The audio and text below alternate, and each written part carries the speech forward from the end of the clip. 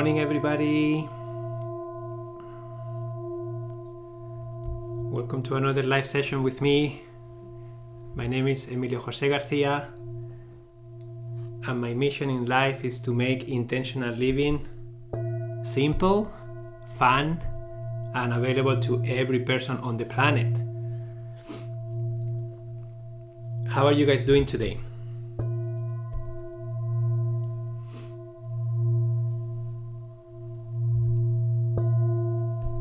I see faces. Oh, great. Thank you, Bonnie. I hope you guys can hear me well. If at any time you are experiencing technical problems, please leave the session and come back to it, because sometimes that resets the connection for you. And if at any time I freeze or I just stop working, let me know, okay? Sometimes it's just an isolated problem with just one or two people, but sometimes it's like a general one, so hopefully it doesn't happen today. Hi Marisa, hi Bonnie. Thank you guys for being here today. Yeah, CJ, so glad to be with you again. It's been a full week and wow, I miss you guys a lot. I have to say that these live sessions with you guys have become like big pillars in my week, because I do them every Tuesday and Thursday, and I'm also like, I have courses here, so I respond to people's questions. So it has become a huge part of my life and I really enjoy it. And this past week, it's been good, but I miss you. I miss the energy. I miss showing up. I miss like hearing from you. So yeah, I really missed it a lot, actually. Good morning. Happy to be here with you. Thank you, Brenda. Hello, everyone. Happy to be here with you all. Hi, Sammy. How many of you are new to my live sessions? How many of you, this is your first time? Just curious to know.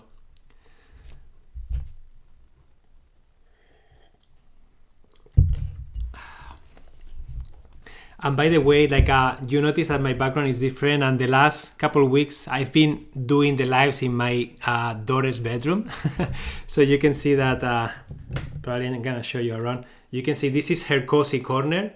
So basically when she's upset, she says, I want to go to my cozy corner. And then she comes here with her stuffy, she sits there, and then she maybe draws on the board, and then she just takes some quiet time.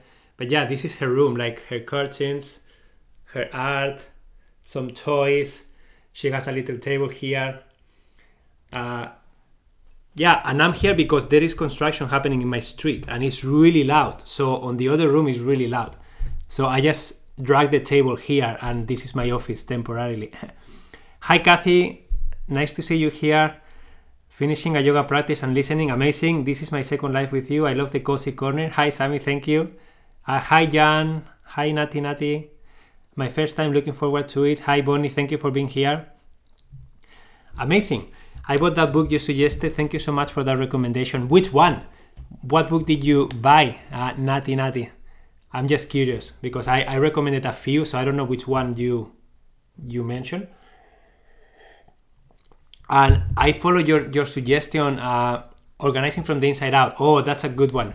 Read it carefully, and there is a lot of information in there. So just start applying things slowly, and you will see that it really works. It's a very good system, okay? You're gonna love it. So this book that we're gonna be covering today, it's called Time to Parent. And it's actually from the same author as Organizing from the Inside Out. Her name is Julie Morgenstern. And I really love this book because almost 3 years ago, I became a parent, right? I have a daughter. She's almost 3 years old now. She's going to be 3 in January. And it's funny because my wife went to the library and she stumbled into this book in one of the shelves. We had no idea that she was writing this book. And then she took it out and she kind of glanced it, but I read it. And I loved it. I really loved it because it gives you a framework to work with. And it's not only about how to be a parent, it's also about how to be a person, right? A human being. And that's what I look from, that's what I like from this book. That she doesn't only focus on being a good parent and the time management around that. She also encourages you to take time for yourself, right? And integrate that in your life. On top of that, she also has a great podcast that is called the same way, Time to Parent. Okay, the podcast is beautiful. I really love listening to content. So I will share these resources in the circle at the end of the session, okay? So you will find a recording of this session so that you can re-listen to it if you want. And I will share a blog post I brought with all the podcast episodes in there. Okay, so that you can share them, you can listen to them at your own convenience. And I promise you that you're gonna get a lot of value from them. Because reading the book is one thing, listening to content is another thing, and then start putting things into practice is a different one. So the combination of those styles really helped me embrace the concepts, okay? So the book, as I said, any of you have read this book, by the way? I'm just curious. Have any of you read this book? Are you aware of this book? Or is it completely new to you?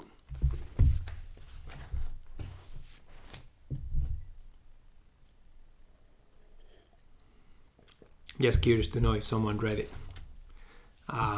Completely new.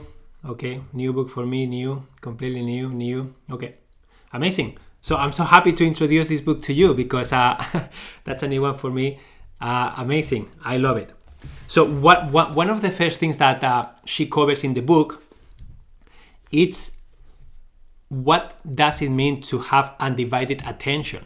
Because this is something that we are all lacking of. And when we talk about time management, we are talking about mindfulness, especially here on Inside Timer. We are talking about being present, right? We are talking about focusing our attention.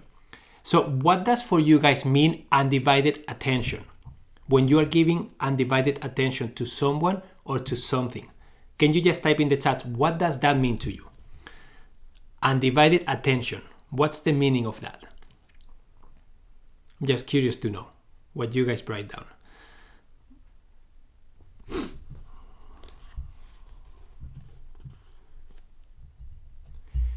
Deeply listening. Thank you, Chantel. Fully listening and being present, being in that moment. Loving, generous presence, being fully present and listening. Soul focus, active listening. Active listening. Focus, listen with no agenda of my own. Great. Amazing. So those are really great. So listening is always in there. All of you guys mentioned listening, right? Really listening with your ears. And I love, CJ, what you said. No agenda of my own. So I'm not trying to just say something that I'm feeling. I'm just listening, right? Not reading the newspaper or social media and trying to parent. Sarah, beautiful. Yeah, that's so true. It's interesting, and you will learn from the book that sometimes having undivided attention doesn't mean that you have to be hours and hours with your child, because they don't have that capacity to receive so much from you. So the good news is that they only need short bursts of undivided attention, and they will thrive with that if you can do that throughout the day, right? What is the name of the book? Chantel, I hope I'm pronouncing your name right. Chantel, the name of the book is Time to Parent by Julie Morgenstern. Okay, Time to Parent. If you join my circle, it's called Your Thriving Lifestyle. I will share the name of the book in there, a recording, and a blog post that I wrote about the book, okay? So the book says, quality time, mindfulness, focus. So at heart, it comes down to being able to connect, enjoy, and fully engage with people and activities in the moment you are experiencing them, okay? So it comes down to being able to connect, to enjoy, and to fully engage with whatever people and activity you are interacting, experiencing them in the present moment. So that's what being like undivided attention means, that you are fully present in this present moment. Like right now, I am here with you. I am doing this session, and I try not to have my mind wander around, because when that happens, I am distracted. Things don't flow easily from me because I'm thinking about different things and I'm scattered. So when you do that with people, like so many times you are having conversations with people, and that's what someone mentioned, right? Someone is just doing this and then they are kind of paying attention, but you don't feel fully heard. And that person, they may be listening to you, but they are not listening to you, right? They are not like eye contact, really being there for you, right? They are just doing different things at the time. So that's what happens with our kids too a lot of times, and with ourselves. So I like that definition of of like being present and undivided attention. It also mentions the flow state, okay? Flow state and practicing mindfulness. The flow state means that you get in the present moment and everything starts flowing easily. Everything kind of starts happening for you. You don't have to work too hard to make it happen. Everything kind of like, it's like being in a river, right? You are just floating down the river and you are not trying to go against the current. You are just floating down, you are enjoying the ride, and you are taking advantage of that flow and going with it, right? So that's what state of flow means, like being present, knowing what you are doing and why, having that clarity, and then being able to be present with the people that you are with. So that's one of the things that the book starts with. Okay, and then why is it so hard to be present? That's something that the book also, she mentions a few things that are the challenges that we are all facing to be present. So the workload of being a parent, right? It's daunting. Like, how many of you guys are parents here? I'm sure majority of you are, but if you're not parents, it doesn't matter. This also applies to you, okay? Because life, it's busy in general. So many people, they don't have kids, but they have a very busy career, or they are involved in so many things that being present becomes difficult because they have so much work to do, okay? Such high expectations, so many goals to achieve. 3 kids, 2 teenagers, amazing. I only have 1, and I don't know how you guys do it. Single mom of 2, oh my God, Lauren, how do you do it? What's the secret? You should be doing this session, not me. 6 and 9-year-old, 2 boys, 5 and 3. Yeah, it's amazing. Any dads here? Any dads? Good morning, everybody. Good morning, Sue. I'm just wondering if I'm the only man here, the only dad. And that's okay if I am, I don't care. But it's interesting. Auntie caregiver of 4 and 5 years old. Yeah, and this is also a great session for those of you who maybe you are not parents or your kids are really gone, like with their own lives now. They don't live with you, but you have grandchildren, you have nephews, you have like nieces, you have like children around you, right? And then you start having people with families too that you can help them out. Single mom who has survived wonderful 23 years old son. Wow. I have no children, but still thought I will attend the session. No. Yeah, of course. Meditating every day, lots of therapy. That's how I single mom. Wow, learning, amazing. I love lots of therapy. I like that. You are using therapy to cope with things. That's amazing. So the workload is one thing. Being present isn't always comfortable. That's a huge one. Being present is not always comfortable because when you are present, you are facing a lot of stuff that you may not like. When I'm present with my daughter, I recognize that sometimes I feel uncomfortable because there is a resistance. I have to be patient. I have to be listening. I have to be in the present moment, not multitasking, because when I do, she notices that and then she gets upset. So she's my best teacher right now because she's always like pushing all the buttons that she can push to make me feel upset, to make me like just explode, right? Feel frustrated. And it's so interesting because so many times I feel in the flow and I can do that. So many times I just fall in the trap.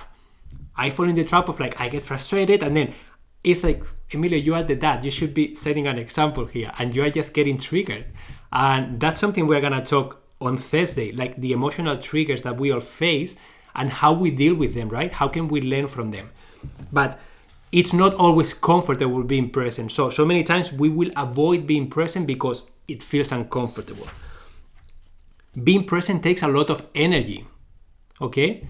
How many of you guys, at the end of the day, you arrive home, you are tired, the only thing you want to do is just relax, and then the kids are there demanding from you, and you are I just need a break. I just want to go to my cozy corner and just disappear for like 5 hours. So it takes a lot of energy, right? It takes a lot of energy and a lot of intention to be present. Parents hold themselves to impossibly high standards, okay? This is something that I'm guilty, and I think all of you are most likely. Like, you just want to keep the same lifestyle that you had before, right? It's okay, I'm going to do the same things, I'm going to do the same stuff, the same way, and my kids are going to come along with me. And no, that's not how it works. Sometimes you can integrate stuff in your life for sure, and they can participate, but you have to adjust. You have to be like, for example, I love doing sports. I love like rollerblading, biking, stuff like that. I still do that with my daughter, but before in 1 hour I was done. I was done like 20 kilometers, come home, done, showered, ready. Now it takes 3 hours. I go, I stop in a playground, and then I stop in another playground, and then we stop because there is a butterfly, and then she wants water, and then she has a diaper change. Like, you know what I mean? Like, you have to adjust, you have to be flexible. So we all hold those high standards that we all want to do. Okay, and then sometimes we are missing skills, knowledge, and training on how to do things properly. Okay, so those are some of the challenges that we all face when it comes to how to be intentional. Okay, so the book is divided in 2 sections. The first section is the part that you are being a parent. Okay, so the first, it's called part. So doing your part, P-A-R-T. And that stands for provide, arrange, relate, and teach. So Julie divides the task of being a dad is divided in 4 quadrants. Okay, and these quadrants are here. And if someone wants to write it down in the chat, please do. The first section is how to be a parent, okay, a dad or a mom or whatever. And then each part, you have to do your part. That's how she refers to it. So the P stands for providing. And that's basically basic needs of food, clothing, shelter, safety, education, money. That's providing. That's providing what they need, right? That's one part. The A means arrange. You have to arrange schedules, transportation, paperwork, activities, social life. You have to arrange all those things constantly, right? To make things work. Relate means you have to listen, you have to soothe, reflect, talking, enjoying, and playing. Okay, so you have to start relating with your kid in a deeper way. That's when being present is important, right? Connecting with them. When they feel upset, don't get frustrated, be patient, connect with them, eyesight, explain why you are doing the things that you do, and ask them questions, because they are little humans and they have the right to choose for themselves too. And so many times we are just trying to impose our ways, and there are 1,000 ways of doing things, and sometimes we just want them to do it our way, and that's not cool. Okay, and then the T stands for teach. Teaching values, life skills, self-control, and social skills. So that's the part of being a dad, being a mom, being a parent. Okay, you need to she says that every activity that you may need to do with your kids will fall in one of those 4 quadrants. How do you feel about this, guys? Does this resonate with you? Do you agree with these 4 quadrants that you have to put the activities into?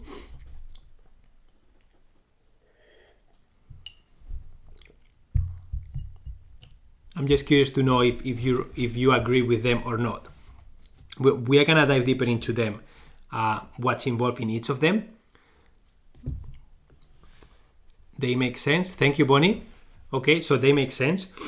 So that's another thing that she talks about. 4 quadrants make sense.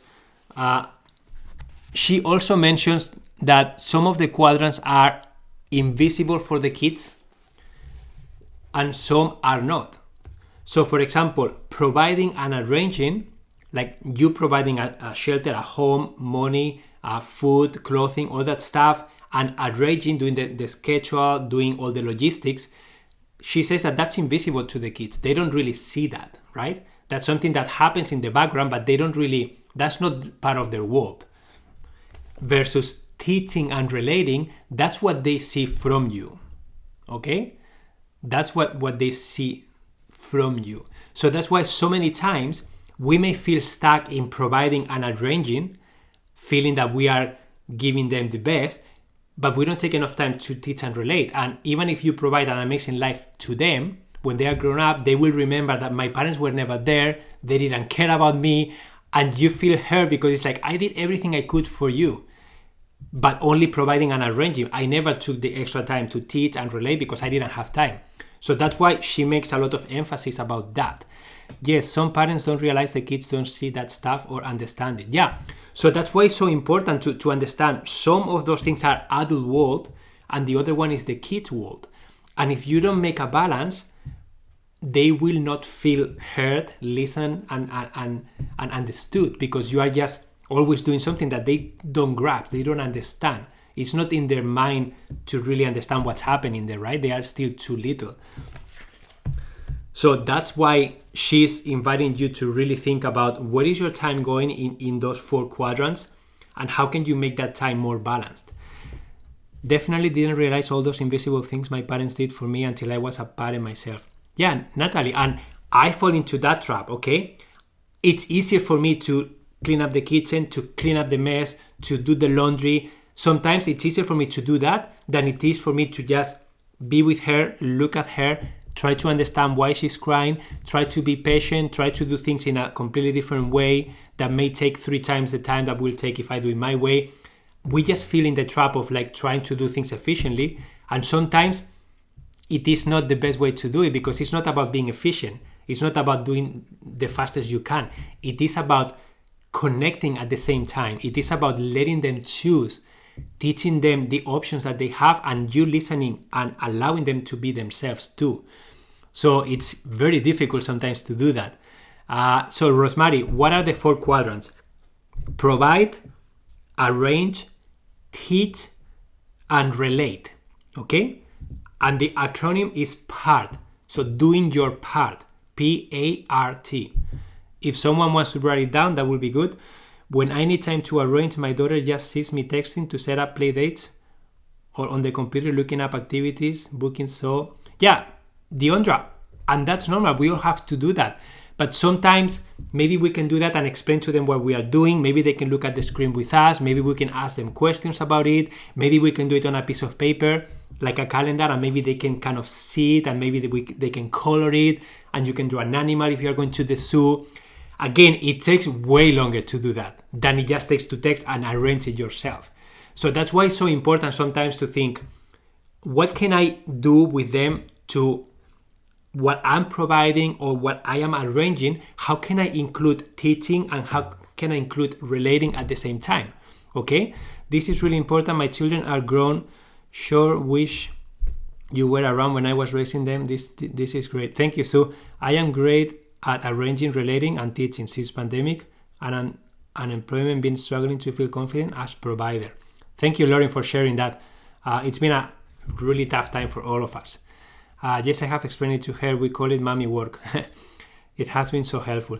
Yeah, and again, like, it's all about being intentional. It's all about really understanding. Maybe sometimes you may choose to do that task on the phone, maybe late at night when they go to bed or when they are playing. And again, the book says that kids need, so if your kid is 1 year old, they only have 1 minute of attention span.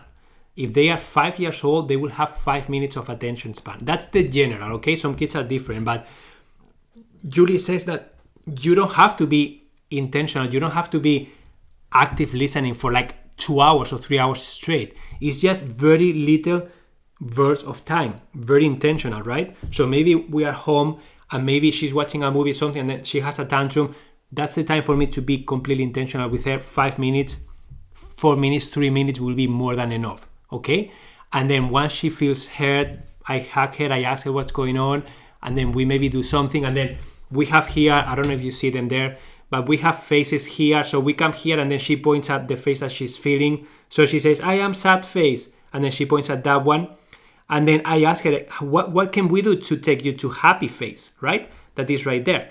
And then she will say, I would like water, or I would like my teddy, or I want to go to the cozy corner, or I want a big hug from mommy or from papi, or I want... So she starts brainstorming herself. How can I change what's happening? Why am I sad? And how can I transform it into being better, feeling better, okay? So it has been so helpful. Yeah, it is possible to see the live later.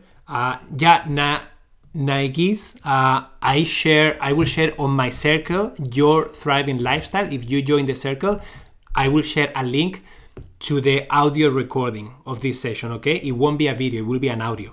But yeah, you can have access to that, okay?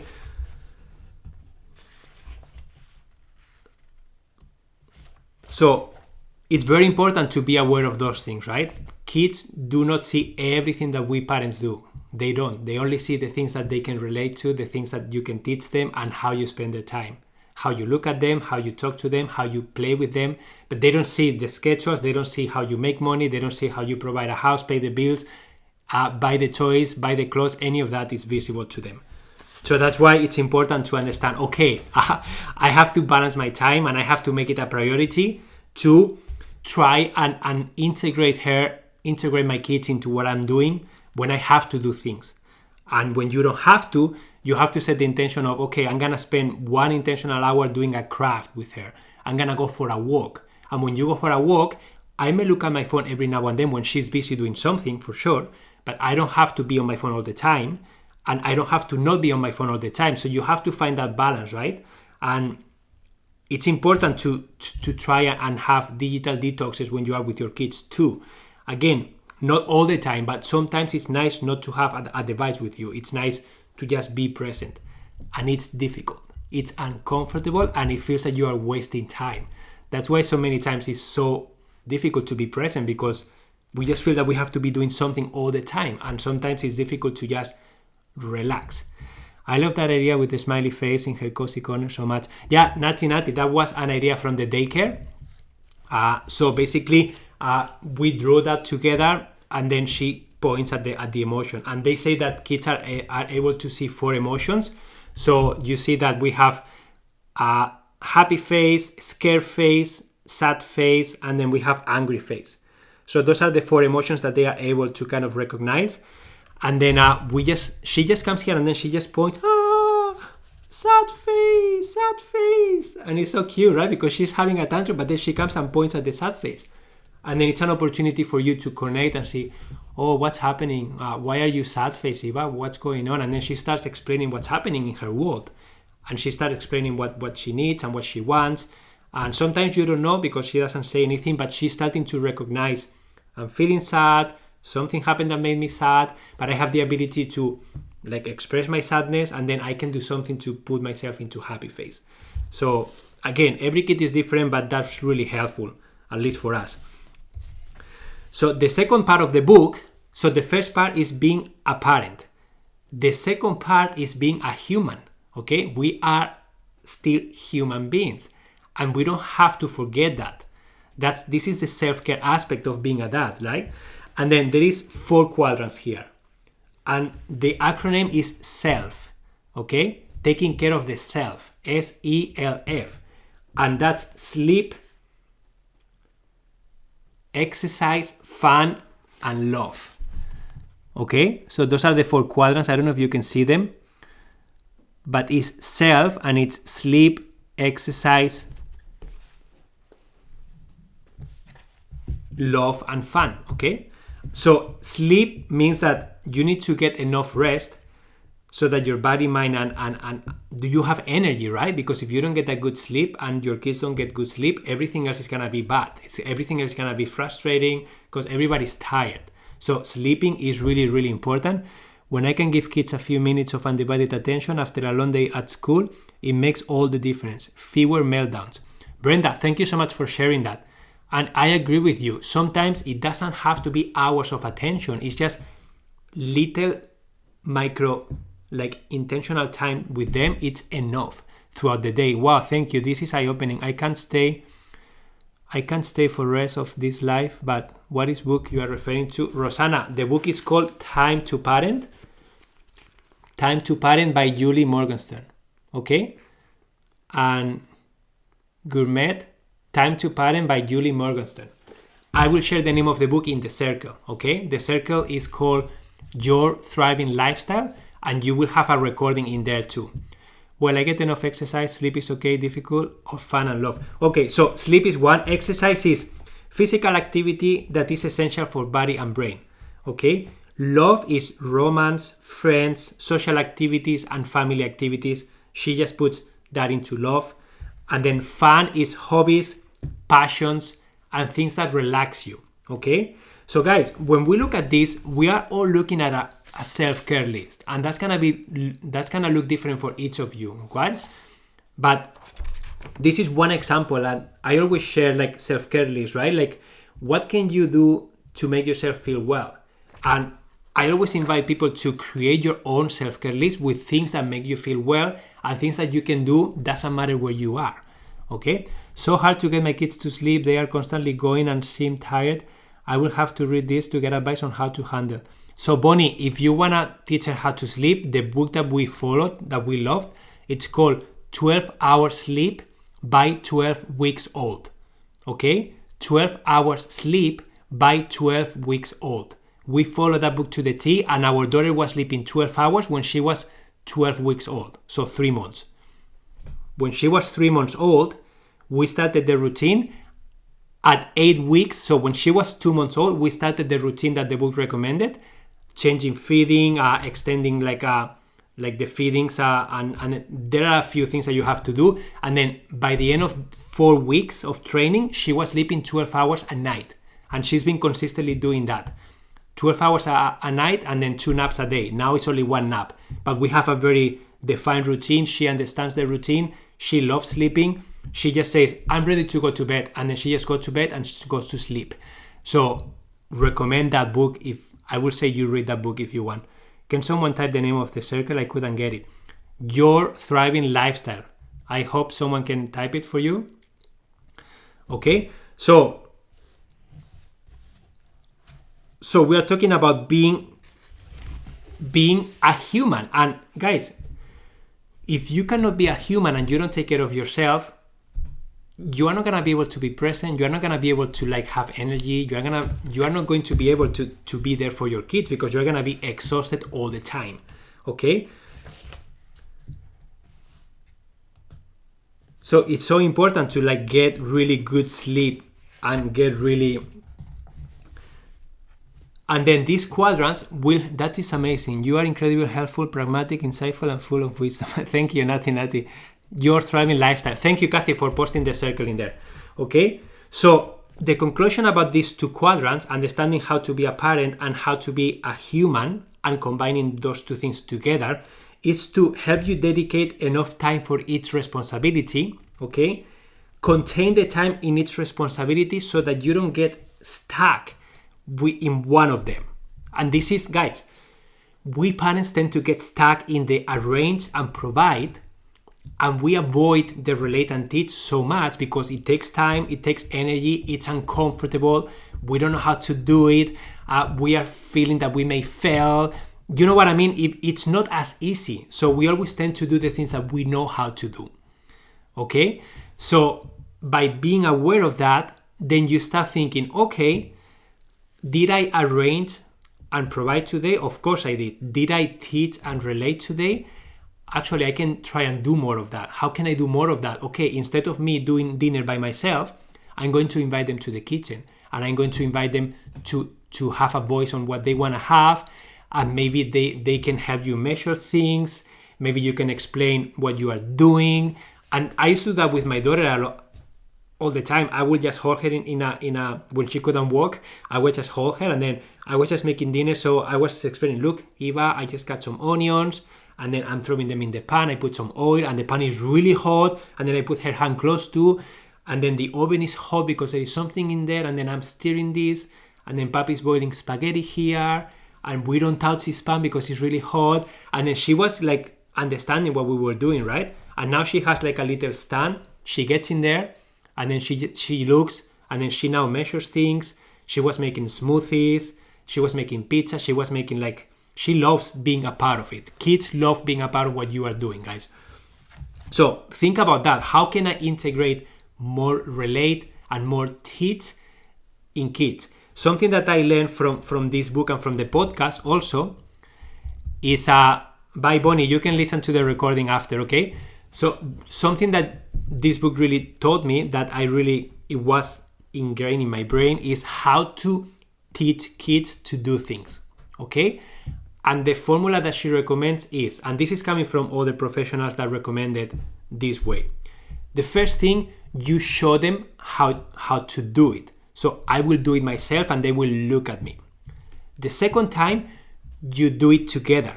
So she will do it and I will help her do it. The third time, she will do it and I will watch her. But I will not participate. I will watch her and I will just encourage her, correct her, whatever. And the fourth time, they will be able to do it alone, right? So first time you do it and you show them how to do it so that they can see. Second time, you do it with them. Third time, they do it and you only watch, okay? And the fourth time, they do it alone. So if you apply that rule for everything, I guarantee you that they will be more independent, they will be more confident, and they will be more willing to do things because you have allowed them to learn them progressively. You didn't leave them alone. They understand how to do it. They have seen you doing it. You have supported them and praised them when they tried themselves. And now they are doing it alone. And they are so proud of it, okay? So that's something that really stuck in my mind. Do you guys agree with that? Have you guys tried this approach with your kids?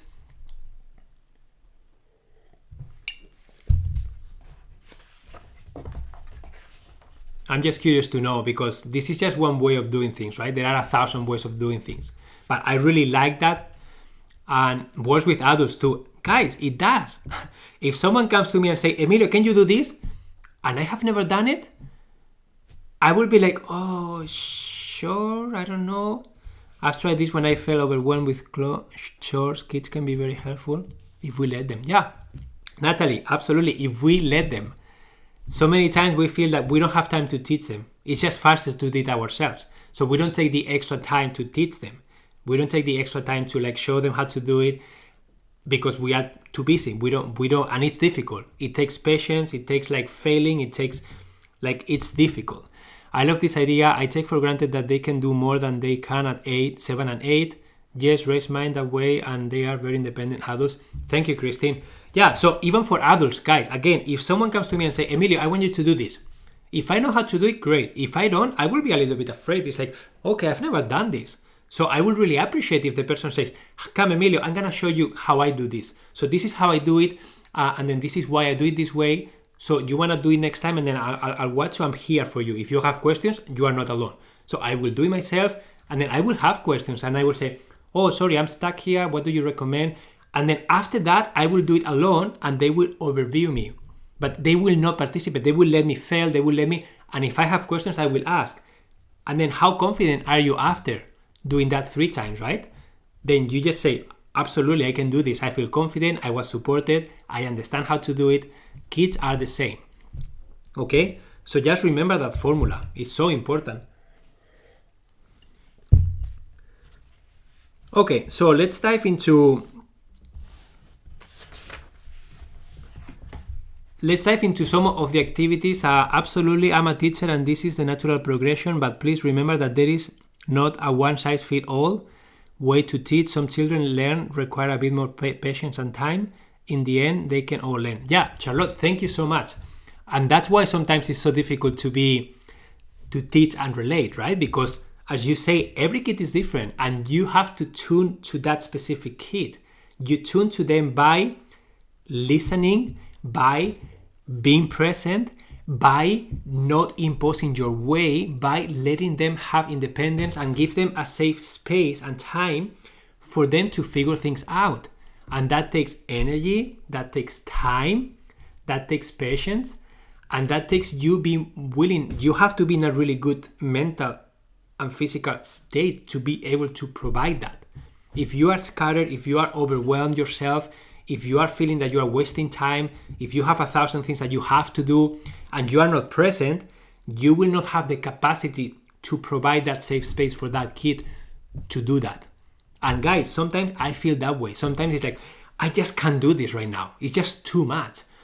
And I have to really come, relax, and then really set my expectations in a different way. It's Emilio, you are not being efficient now. Emilio, the goal is not to finish this and that and that. The goal now is to be a dad. The goal now is to do whatever you need to be with her, and it doesn't matter the outcome. You have to be there. And that's difficult, guys, very difficult.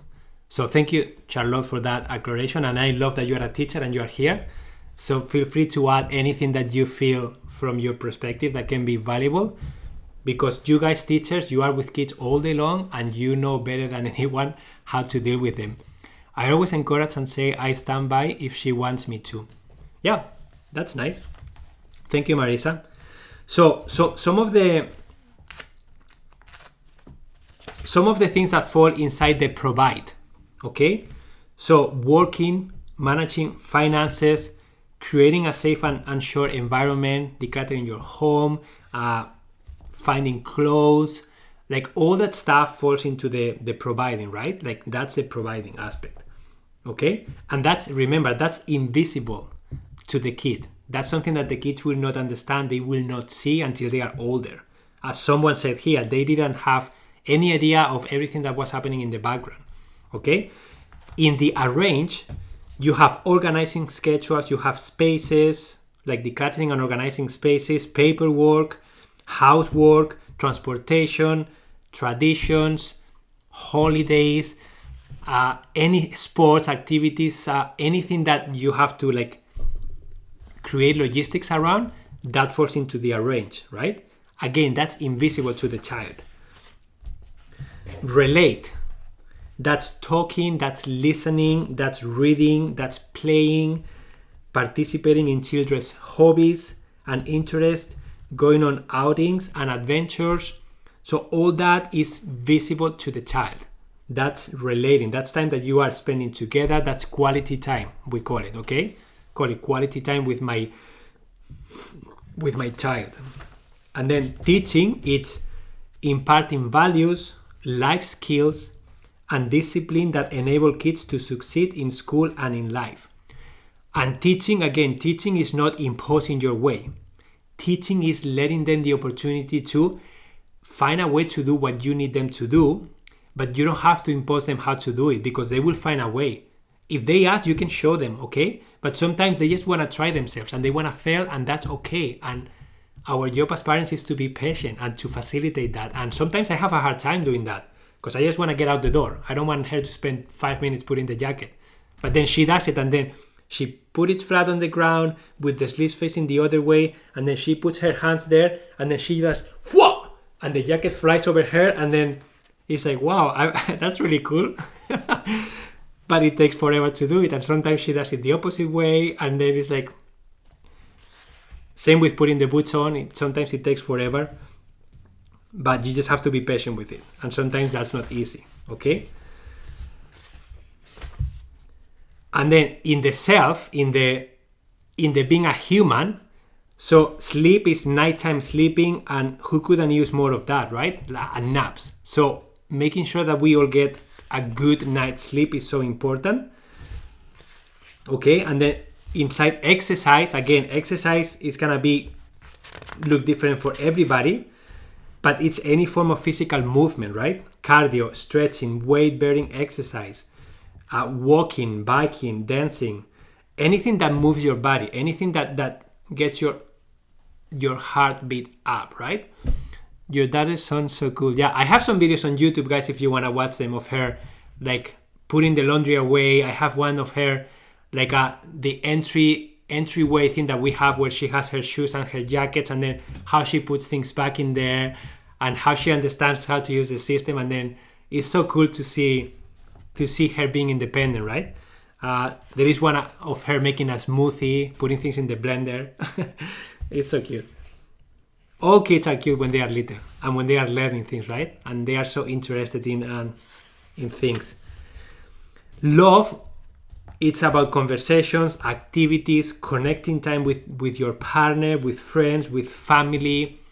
So again, we all are going to need different doses of like love and exercise and fun, but we just have to find our own recipe, okay? And then the book has a self-assessing section that I'm not gonna get into because it's very elaborate, but you can basically answer a bunch of questions, and then you will find yourself where you fall into the scale, and then you will see, okay, what kind of parent am I? Am I a parent that focuses on providing or arranging or relating or teaching, and then you learn the advantages and disadvantages, and then you learn the things you have to focus on and the things that you have to let go of a little bit, so to make it more balanced. So it's very interesting to really learn the differences between what kind of parent you are and how you can make that work better.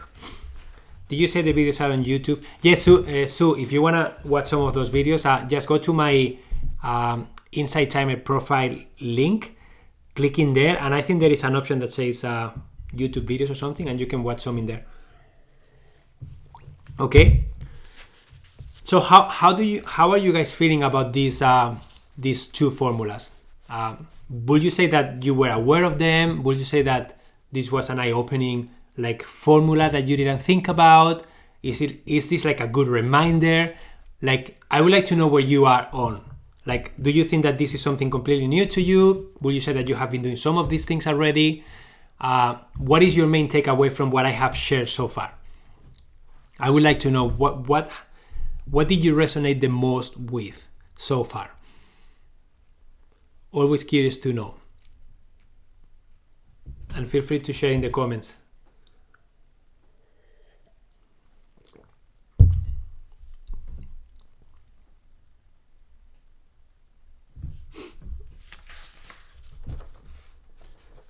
Love this. Learning progressively equals independence and self-confidence for kids. Amazing, Brenda. The invisible versus the actual connection is very eye-opening. Thank you, Natalie. It is indeed something that we can all focus more on. Sammy says, it's mostly known information but presented in a way that's concise and easy to relate to and understand. Sammy, it's good. That's one of the things I like from the book, that is a very good practical and simple reminder of, okay, now I have a formula that I can follow and I can use in my day-to-day to become aware of how I am using my time, right? And my presence. That's the thing, how I am using my presence and focus and energy. Okay, guys, if you are liking this session and you are finding value, remember that Insight Timer works with donations. So there is something up here that you can click if you feel inspired to, and you can support me with a donation. Tamara, the name of the book is Time to Parent, and it's by Julie Morgenstern. More aware of the impact of the parts that are invisible to kids. Thank you, CJ. Absolutely. Thank you. You are welcome, Tamara. So some of the examples on how I am applying this book into my life, in case you are interested in. The first one is to really create your own self-care list. Okay. This is one example. Thank you, Brenda, for your donation. So this is one example of 10 things that you do just to make yourself feel better, right? And this self-care example has nature bathing, okay? So like walking outside. Thank you, Sue. Practicing deep breathing a few times in and out. People watching in my local library. Listening to my favorite music. Calling a friend who listens. Indu says, just join. Can you give a quick overview and the link to buy that book from? So Indu, if you join my circle, Your Thriving Lifestyle, I will share the name of the book, the main takeaways of the session, and a link to the recording, okay? Learning to keep it simple. Love the idea to make a personal self-care list. Yeah, it is very strong and important reminder to me. As they get older, sometimes one tends to go automatically with exciting patterns. Yeah. Thank you for, what's the circle name? Your Thriving Lifestyle. If someone can type it in the chat for Indu, that will be amazing. I just don't want to do a recap here because people who are watching, it's going to be probably boring for them, right? Thank you, Loretta. So this is one example. When you are doing your self part, like taking the time to create your own self-care list, it's really important because that way you know what activities you can do, and you can create that self-care list by location. If you spend a lot of time at work or somewhere else rather than home, being aware of like, what can I do that I can do where I am? Because if you just say, I want to pet my cat, but your cat is only at home and you spend 8 hours at work, you have to find things that you can do at work too, because if not, your self-care is going to be limited to just your home. You can create your self-care list by person, by activity type. Okay, so there are so many different ways of doing this, right, guys? And I always show my list my self-care list. This is my latest one. And then you can see how colorful it is. I have some drawings, and then every color means an activity type. So you can be as artsy as you want or as simple as you want, but I recommend you create a self-care list. Start with a basic one. If this is your first one, make it very simple. Put it in a place where you can see it. Okay. Another one that is really important is to actually have some sort of schedule. Okay. So these are some examples of some of the schedules that we have had. And then it's important that you have some sort of an ideal week, a week that you are looking forward, a week that includes all the activities that you want to do. Okay. And some of you will be thinking, this is so overwhelming to do. That was me. That's why I took the time to monitor my week. So I took the time to write down all the activities that I was doing every day to become aware of where my time and energy was going. Okay, so I did this for a few weeks. So I did this for 1 week, 2 weeks, and then 3 weeks, I think. Yeah, 3 weeks. And then after doing this for 3 weeks, I was able to see my patterns. I was able to see where my time was going, when I was doing things, and I was also able to reflect about how I was feeling. Okay? When you journal, it shows out your patterns. Absolutely, Anna, because we forget what we do, but when we journal, we can go back and read. So once I did that thing, then my wife and I, we started to do this. Okay? Because we were finding very, very difficult and frustrating to know when can I have self-time? When can I go to the gym and play squash? When can I work? Because we are both self-employed, so we don't have a 9-to-5 job. So if we don't create some sort of structure, I was always relying on her, she was relying on me, we didn't have clarity about when to do what, and we were both frustrated. So creating a journal, creating a calendar that we both agreed with that supports both the activities that we want to do was really important. So we took the time to do that. And then my wife's journal is more visual than mine when it comes to the week.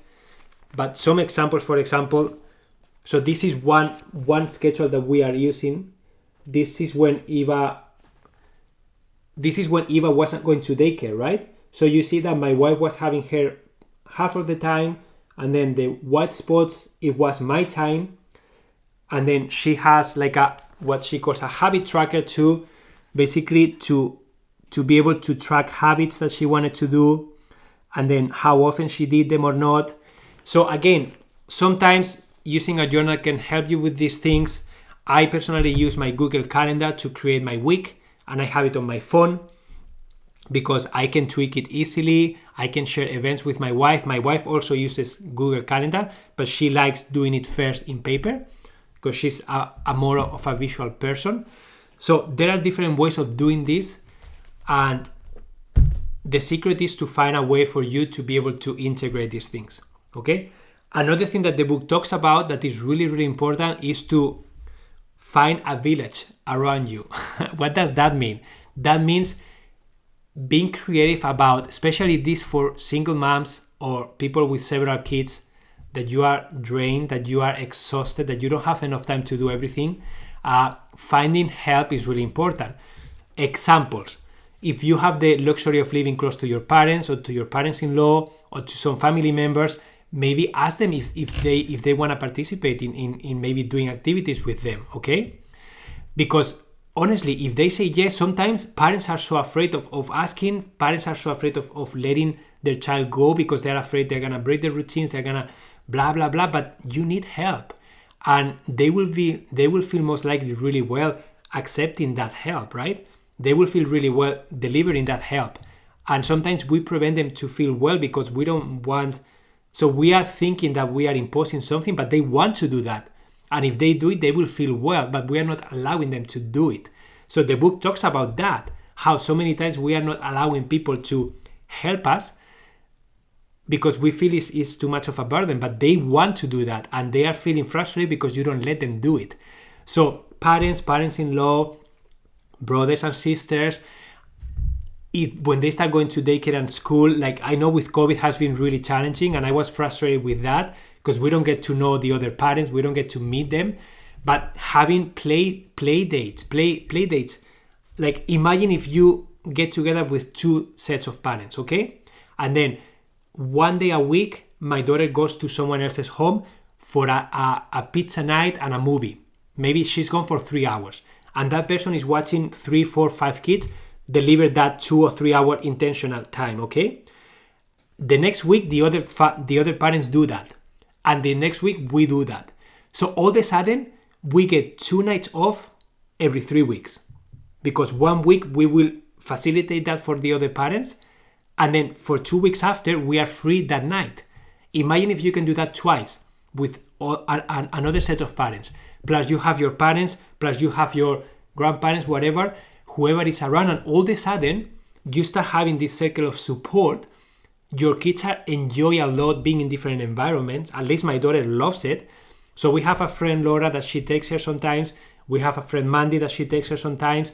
We have Samantha's parents that they take her sometimes for the whole weekend. And so that's how we get time. And we have a babysitter normally once a week for 2 or 3 hours. She loves that interaction. She loves that new energy. And we love that time, the time that we get. So that's another thing that the book talks about. It takes a village to raise a child, especially if you are a single mom, single dad, and you have more than one. So it's even more work. So how do you guys feel about that? Are you guys using that?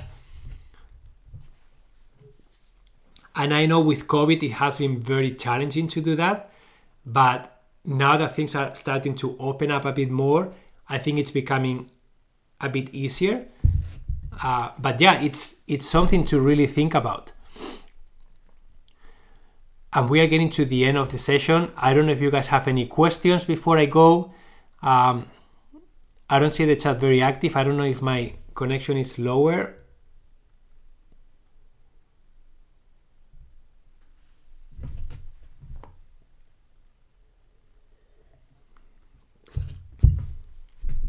For those of you who don't know, I do have courses on Inside Timer that you can check. One course is about self-care, a 10-day course. And the other course is about embracing minimalism in your life, and it's a 14-day course. Okay? So you can check those 2 courses. Hi, Monica. And then you can also check, I am now offering one-on-one mentoring. So you can check that on my profile. If you go to mentoring, you will see that you can book a one-on-one call with me, and we can dive deeper into anything that I cover in my lives. It's all about intentional living, and I have experience in so many different areas. So when you fill out the form, you will see some questions there. So feel free to check that out and let me know if you are interested. This was great, Emilio. Thank you so much. Thank you, Jan. You have given us so much to think about. I know, CJ. Sorry I'm late. I was at yoga. No problem, Monica. This has been great. Can you please show the family calendar again? Yeah. Thank you so much for sharing your knowledge and experiences with us. Thank you, Sammy. So this is one example, okay, of the calendar. Again, this is not a recipe for you to follow. This came from our own frustrations, right? And it has changed a lot. The calendar has changed a lot. And if you see, like my wife's calendar, for example, shows that she does this every time our life changes. We change the schedule. Like for example, my wife is doing yoga, so the yoga sessions change the time.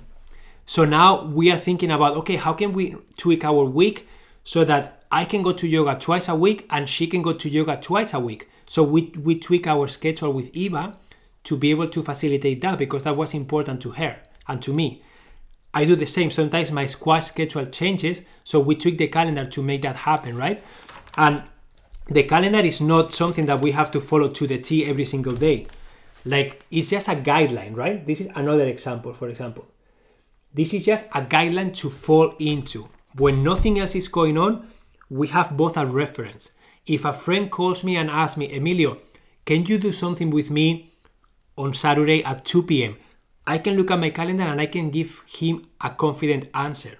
Yes, I can. No, I have my daughter until 2 p.m. I can after 2 p.m. Or I can ask my wife, Sam, are you available to change that day, like to do morning instead of evening or vice versa.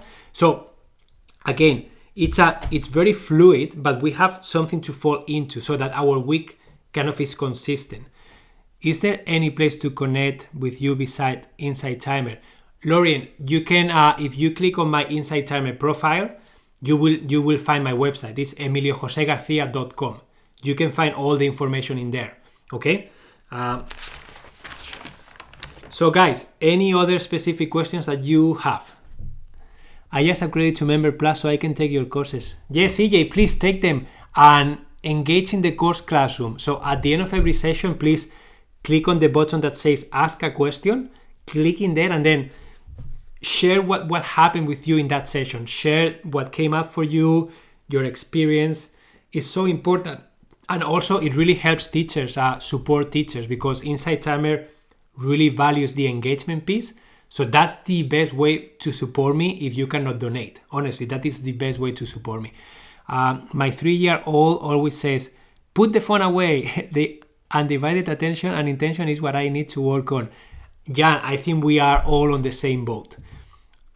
Sometimes for me, it's easier to leave my phone behind, because if I have it with me, you are always tempted to do something, right? Because you feel that you are wasting time. So you go to the playground and maybe you are not interacting with her. She's just doing her own thing. She's safe. You are just there. So it's easier to just grab your phone and do something else, right? Grab your phone and talk with someone. Grab your phone and do one more task. If you don't have it, then you are not tempted to do it. That's why sometimes it's, maybe you can put it in silence. Maybe you can put it in a place that is not convenient. Maybe you can put it in a pocket that if it rings and it's something important, you can grab it. But it's not easy for you to just slide it out of your pocket and look at it. You have to do a few steps. That's a strategy that works really well. But yeah, we all have to do that. I try to bring my juggling balls with me, my slack line, my bicycle, something that will keep me busy while she's playing, so that I am playing too, but I'm not on my phone. Sometimes it does work, but sometimes I fall into the trap too. Thank you very much, Emilio, for your knowledge and insights. No problem, Nati. We are making a massive move from New York City to California. I am completely overwhelmed, trying to sort through 14 years of accumulated stuff. Yeah, Jan, that moving is always a very stressful time, but I want you to look at it like as a fresh start for you. When you are moving, it's honestly, I know it's overwhelming, but it's the best time to assess your lifestyle, to assess what you want to create moving forward. And then once you have that clarity, try to find a theme for your lifestyle when you move to California. What do you want your life to look like? What kind of activities do you want to do? How do you want to feel? What kind of space you are moving into? Is it bigger or smaller? How many spaces do you have? And then try to think about the activities that you are planning on doing on each space. And then when you start having that clarity and connecting with that life vision that you are creating for yourself, going through your stuff and deciding is going to be way, way easier. If you don't have that clarity, you're going to be looking at all your belongings, and it's going to be very difficult to decide because you don't know what you are going to be doing. You don't know what theme you want to have. You don't know how you want to feel, right? So it's really important to take that time. And I know when you're moving, it seems that you don't have the time to do that. It seems that that's a waste of time. But trust me that if you have the clarity, you will look at your belongings and you will say, I need this, I don't need this. I need this, I don't need this. Because you know what you want to do. You have that clarity. And I'm jealous of you. I love California. The weather is so beautiful. I don't know. It looks like a very nice place to live. So congratulations on that. And the next course that I am creating is about creating your clutter-free home. Okay? It's still not live, but I'm working on it. Bigger. Anything outside of New York City is bigger. Thank you so much for your insights, Emilio. I'm going to write down what I want. So in your case, Jan, because you're moving into bigger space, and sometimes I know it's difficult to go through the things when you are moving because you have to do 1,000 things, space is not going to be a problem for you. So you can do that after. You can move all your stuff there if that's easier for you. And then you can then take the time, set the intention, be kind with yourself, understand that you are temporarily moving. Chaos is going to be a temporary chaos. I recommend that you set your kitchen, your bedroom, and your bathroom as main spaces, that's what everybody needs, and contain your mess somewhere else. And then try to do that. Try to connect with your vision, try to connect with the activities you want to do, get a feel of what kind of lifestyle you want to have in there. Maybe allow yourself a few weeks to experience how it looks like to live there, activities you have access to, and then you can make more confident decisions. So set the expectations really low at the beginning, because you are moving into a new space, you are moving into a new city, you are becoming familiar with something completely different. So it is okay to have mess in the meantime until you get clear on what you want and need. I hope that helps you.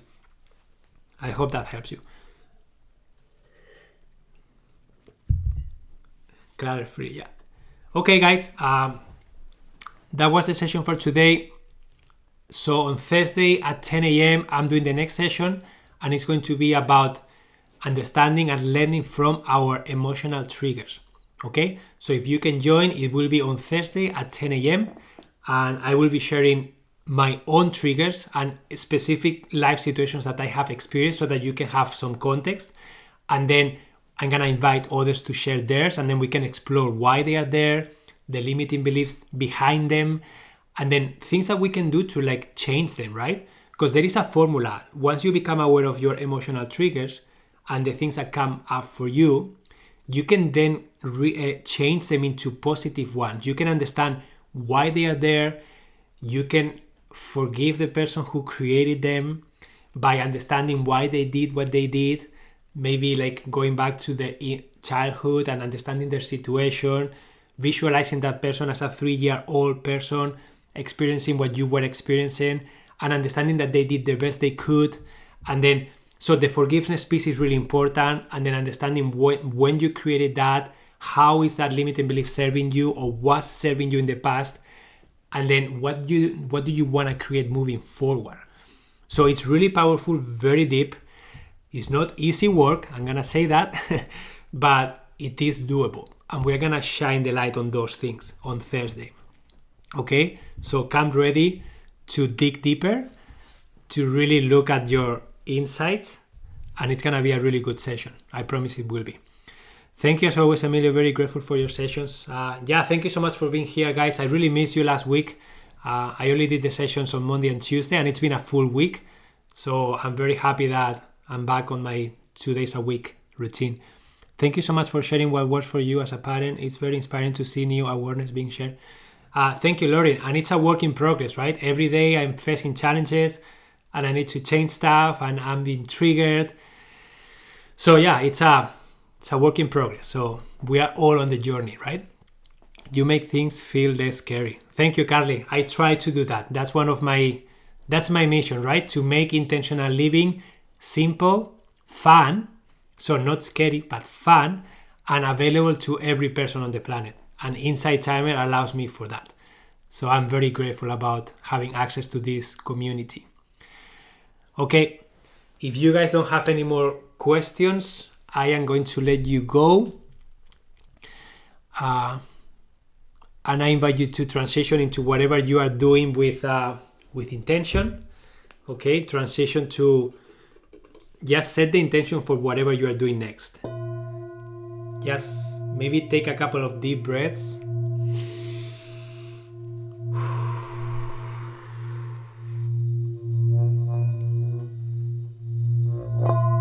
Allow yourself just a few seconds of quiet time. You can close your eyes if you feel like it.